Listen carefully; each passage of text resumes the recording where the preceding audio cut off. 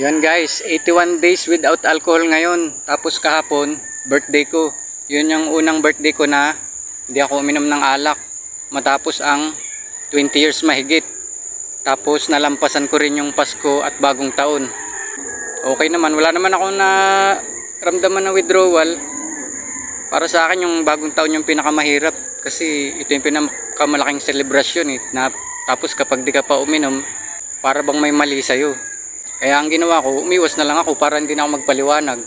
'Di ba? Kasi lason ito na nilalagay mo sa katawan, tapos ito yung pinakamataas na uri ng droga. Tapos pag di ka uminom sa ganung selebrasyon, parang ikaw pa yung may mali. Kaya yun ang ginawa kong technique, umiwas na lang ako. Tsaka yun, 'di ba, pagka bagong taon, lagi natin sinasabi, tatapusin ko lang tong taon. Pagka January na, magbabago na ako. Tapos ganun uli, pagka bagong taon uli, tatapusin ko lang tong taon, tapos magbabago na ako. Pero ganun pa rin nangyayari. What the fuck are you doing? Kaya yun, kung gusto mo rin subukan, technique lang, subukan mo lang muna ng 30 days. Tapos pag nagawa mo, dun ka na magpasya kung ipapagpatuloy mo ba. Pero sigurado ako pag nagawa mo ng 30 days, sigurado ako matutuloy mo rin eh.